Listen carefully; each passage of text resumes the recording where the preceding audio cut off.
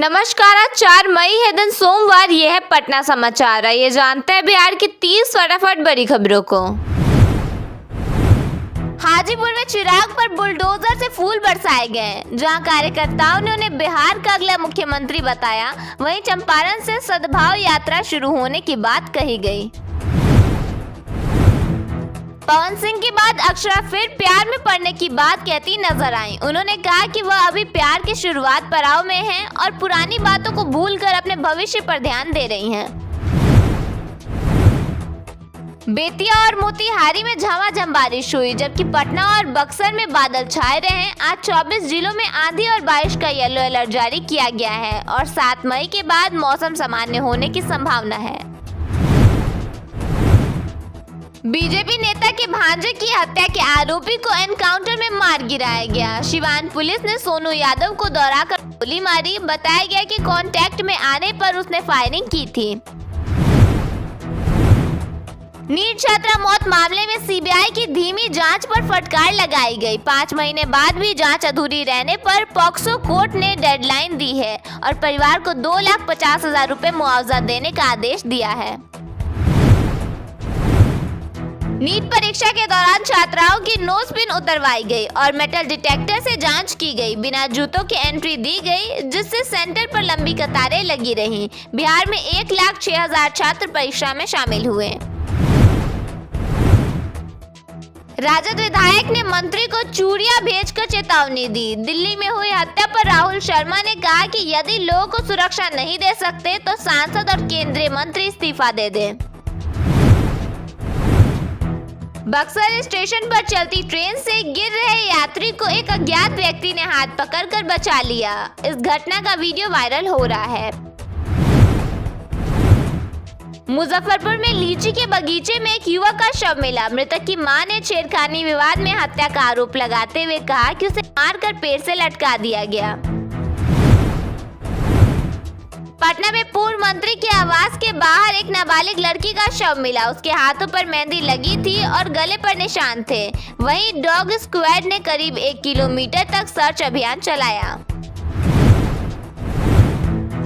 जमुई के झाझा सीएचसी में उस समय हड़कंप मच गया जब परिजन महिला को काटने वाले सांप के साथ अस्पताल पहुंचे। महिला की हालत गंभीर होने पर उसे रेफर किया गया।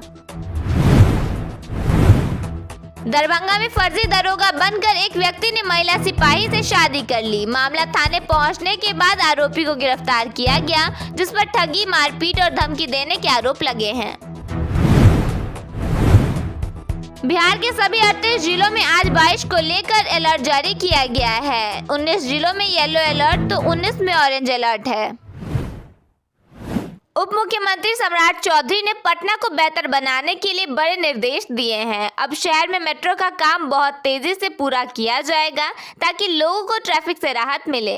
खास बात यह है कि पटना एयरपोर्ट को भी मेट्रो से जोड़ा जाएगा, जिसके लिए एक छोटी स्पेशल ट्रेन चलाई जाएगी। साथ ही गंगा किनारे दीघा से सभ्यता द्वार तक एक बहुत बड़ा और सुंदर बगीचा बनाया जाएगा, जो साल 2027 तक तैयार हो जाएगा। इसके अलावा शहर के बाहर नए और अच्छे मोहल्ले भी बसाए जाएंगे ताकि लोगों को रहने के लिए बढ़िया जगह मिल सके और शहर में भीड़ भाड़ की कमी हो सके। पटना में बढ़ते ट्रैफिक जाम को कम करने के लिए आर ब्लॉक से पटना जंक्शन तक 256 करोड़ रुपए की 4 लेन सड़क परियोजना पर काम तेज हो गया है। इसके साथ कई प्रमुख सड़कों और फ्लाईओवर की मरम्मत कर राजधानी की यातायात व्यवस्था को बेहतर बनाने की तैयारी है। पटना मेडिकल कॉलेज एवं अस्पताल को पूरी तरह डिजिटल और हाईटेक बनाने की कवायद शुरू हो गई है। मई के दूसरे सप्ताह से लीज लाइन के जरिए हाई स्पीड इंटरनेट और ऑनलाइन सुविधाएं मिलेंगी। इसके तहत हर फ्लोर को हाई स्पीड वाईफाई से जोड़ा जाएगा। इससे डॉक्टरों और स्वास्थ्य कर्मियों को मरीजों का डाटा तुरंत उपलब्ध हो सकेगा। जहानाबाद जिले में मधुमक्खी पालन गांव के लोगों के लिए कमाई का अच्छा जरिया बन गया है। यहाँ कई किसान और युवा इस काम से जुड़कर अपना खुद का रोजगार कर रहे हैं और लगभग 200 परिवार इससे हर साल अच्छी आमदनी कमा रहे हैं। अब लोगों को काम के लिए बाहर दूसरे शहरों में जाने की जरूरत कम हो गई है, क्योंकि गांव में ही उन्हें रोजगार मिल रहा है। मधुमक्खी पालन से न सिर्फ पैसा मिलता है, बल्कि राज्य की सभी पंचायतों में इस महीने की 19 तारीख से हर महीने के पहले और तीसरे मंगलवार को सहायता शिविर लगाए जाएंगे। ये शिविर पंचायत, सरकार भवन या आसपास के किसी सार्वजनिक स्थान पर आयोजित होंगे। इसका उद्देश्य आम लोगों को बेहतर प्रशासनिक सुविधाएं उपलब्ध कराना है। सिवान जिले में एक चर्चित गोलीकांड मामले में पुलिस ने बड़ी कार्रवाई करते हुए मुख्य आरोपी सोनू कुमार को मुठभेड़ में मार गिराया। वह पूर्व एमएलसी मनोज सिंह के भांजे की हत्या में शामिल था। पुलिस को उसके छिपे होने की सूचना मिली थी, जिसके बाद घेराबंदी की गई। पुलिस को देखते ही अपराधियों ने फायरिंग शुरू कर दी, जिसके जवाब में हुई कार्रवाई में वह घायल हुआ और अस्पताल में डॉक्टर ने उसे मृत घोषित कर दिया। 3 मई को प्रेस दिवस के मौके पर दुनिया भर में पत्रकारों और मीडिया संस्थानों की आज़ादी का जश्न मनाया गया, लेकिन भारत के लिए इस साल की रिपोर्ट कार्ड काफी निराशाजनक है। रसद द्वारा जारी विश्व प्रेस स्वतंत्रता सूचकांक 2026 में भारत की स्थिति में और भी गिरावट दर्ज की गई है। ताज़ा आंकड़ों के अनुसार 180 देशों की सूची में भारत 157 स्थान पर खिसक गया है। साल 2025 में भारत 151वें पायदान पर था। यह रैंकिंग दर्शाती है कि प्रेस की आजादी के मामले में भारत अब पाकिस्तान, बांग्लादेश और भूटान जैसे देशों से भी पीछे छूट गया है। आज का मीडिया जनता के मुद्दों जैसे बेरोजगारी और महंगाई पर चर्चा करने के बजाय सरकार की छवि चमकाने और विपक्ष को निशाना बनाने में अपनी ऊर्जा लगाता है। पत्रकारों के खिलाफ यूएपीए और राजद्रोह जैसे कानूनों का बढ़ता इस्तेमाल इस बात का प्रमाण है कि सत्ता अब आलोचना बर्दाश्त करने की स्थिति में नहीं है। सिवान में कुख्यात अपराधी सोनू कुमार यादव के एनकाउंटर पर केंद्रीय मंत्री जीतन राम मांझी ने एक्स पर पोस्ट शेयर किया। इसमें उन्होंने सीएम सम्राट चौधरी की तारीफ की। साथ ही उन्होंने लिखा, अपराधियों को चुन चुनकर जमींदोज किया जा रहा है। बिहार के पूर्वी चंपारण के घोरासैन में पुलिस ने मनी लॉन्ड्रिंग गिरोह का भंडाफोड़ कर 4 आरोपियों को गिरफ्तार किया है। इनके पास से 60 लाख भारतीय व 13 लाख नेपाली मुद्रा मिली हैं। जांच में क्रिप्टो से 55 करोड़ रुपए की हेराफेरी उजागर हुई है।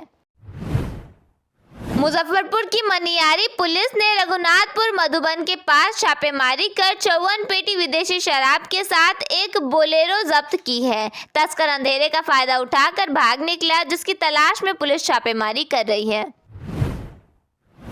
औरंगाबाद जिले के ओबरा थाना इलाके के रतवार बिगहा में अवैध शराब के खिलाफ पुलिस को बड़ी सफलता मिली है। एक झोपड़ी में गुप्त रूप से शराब की मिनी फैक्ट्री चलाई जा रही थी। छापेमारी के दौरान मौके से भारी मात्रा में तैयार शराब, खाली प्लास्टिक बोतल, ढक्कन, स्टिकर, मोबाइल फोन बरामद किए गए हैं।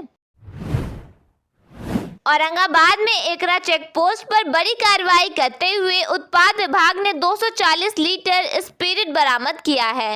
बोलेरो से तस्करी कर रहे 2 अपराधियों को गिरफ्तार किया गया है। जानकारी के अनुसार स्पिरिट का इस्तेमाल अवैध शराब बनाने में होना था। पुलिस पूरे नेटवर्क की जांच में जुटी है। दिल्ली के शाहदरा इलाके के विवेक विहार में रविवार सुबह 4 मंजिला इमारत में भीषण आग लग गई। घटना में 9 लोगों के शव मिलने की जानकारी स्थानीय नगर पार्षद ने दी, जबकि डीसीपी के अनुसार 3-4 शव मिले हैं। रेस्क्यू के दौरान 10-15 लोगों को सुरक्षित बाहर निकाला गया। सुबह करीब 4 बजे सूचना मिलने पर फायर ब्रिगेड ने मौके पर पहुंचकर आग पर काबू पाया।